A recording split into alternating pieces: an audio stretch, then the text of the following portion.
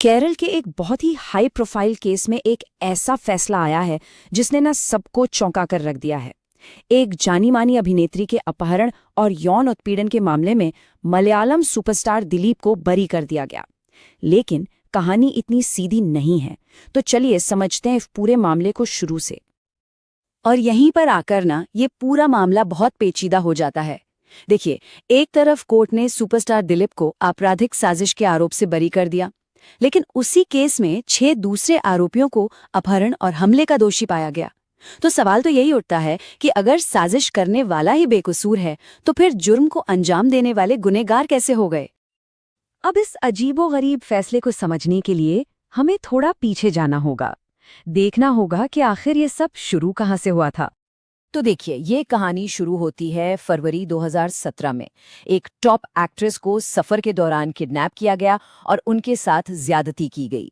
कुछ महीने बाद जुलाई में सुपरस्टार दिलीप को साजिश रचने के इल्जाम में गिरफ्तार कर लिया गया। वो 3 महीने जेल में भी रहे, फिर अक्टूबर में उन्हें जमानत मिल गई। मामला सालों तक चलता रहा, लेकिन 2022 में एक बहुत बड़ा मोड़ आया जब सर्वाइवर ने अपनी पहचान जाहिर करके खुलकर बोलने का फैसला किया। और अब इतने सालों बाद इस केस का फैसला आया है। और ये कोई मामूली केस नहीं था। पुलिस ने जो चार्ज लगाए थे वो बहुत ही संगीन थे। Gang rape, criminal conspiracy, kidnapping और सेक्सुअल असॉल्ट। इन आरोपों से ही आप समझ सकते हैं कि ये अपराध कितना गंभीर था। लेकिन कानूनी दांव पेच के अलावा इस कहानी का एक और पहलू भी है जो बहुत जरूरी है। ये कहानी है एक सफर की, एक विक्टिम से सर्वाइवर बनने की। उन्होंने खुद बीबीसी को दिए एक इंटरव्यू में अपना दर्द बयां किया था। उन्होंने कहा, उस घटना ने मेरी जिंदगी उलट पुलट कर दी। मैं नर्क से गुजरी हूं और वापस आई हूं।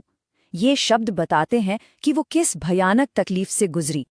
सोचिए, उनकी लड़ाई सिर्फ कोर्टरूम तक ही नहीं थी। जब उन्होंने अपनी कहानी दुनिया को बताई तो उन्हें विक्टिम ब्लेमिंग का सामना करना पड़ा। मीडिया और सोशल मीडिया पर उन्हीं से सवाल पूछे जाने लगे। वो शाम 7 बजे क्यों सफर कर रही थी? उनके कैरेक्टर पर सवाल उठाए गए। हद तो तब हो गई जब ये कहा गया कि उन्होंने ये सब ड्रामा खुद रचा है। लेकिन इस सारी नफरत के बीच एक अच्छी चीज भी हुई।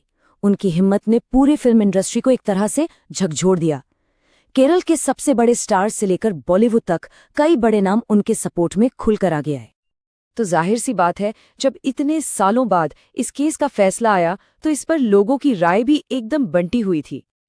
एक तरफ थे दिलीप, जो बरी होने के बाद मीडिया के सामने आए और उन्होंने कहा, मेरे खिलाफ साजिश हुई थी, असली विक्टिम तो मैं हूं, ये सब मेरा करियर, मेरी इमेज और मेरी जिंदगी बर्बाद करने के लिए किया गया था। लेकिन दूसरी तरफ सरकार की राय इससे बिल्कुल अलग थी। केरल के कानून मंत्री पी राजीव ने साफ साफ कहा, हमारा मानना है कि सर्वाइवर को पूरा न्याय नहीं मिला। सरकार इस फैसले को ऊपरी अदालत में चुनौती देगी। और यहीं पर यह केस सिर्फ एक एक्टर एक्ट्रेस का मामला नहीं रह जाता। इस एक केस ने मलयालम फिल्म इंडस्ट्री के अंदर की एक बहुत ही, कह सकते हैं, गहरी और अंधेरी सच्चाई को सबके सामने लाके रख दिया। इस घटना के बाद जो गुस्सा फूटा, उसके दबाव में आकर राज्य सरकार को एक पैनल बनाना पड़ा, हेमा कमेटी। इसका काम था केरल फिल्म इंडस्ट्री में महिलाओं के साथ होने वाली मुश्किलों की जांच करना। और इस कमेटी ने अपनी रिपोर्ट में जो बताया वो सच में हैरान करने वाला था। रिपोर्ट में साफ कहा गया कि इंडस्ट्री पर कुछ ताकतवर आदमियों के माफिया का कब्जा है और यहाँ महिलाओं का यौन उत्पीड़न एक आम बात है जो बड़े पैमाने पर होता है। सोचिए, जब सिस्टम पर ही ऐसे लोगों का कंट्रोल हो तो न्याय की उम्मीद करना कितना मुश्किल हो जाता है। ये रिपोर्ट बताती है कि ये एक अकेली घटना नहीं, बल्कि एक सड़े हुए सिस्टम का नतीजा है। तो अब सवाल उठता है कि आगे क्या? क्या ये लड़ाई यहीं खत्म हो गई है?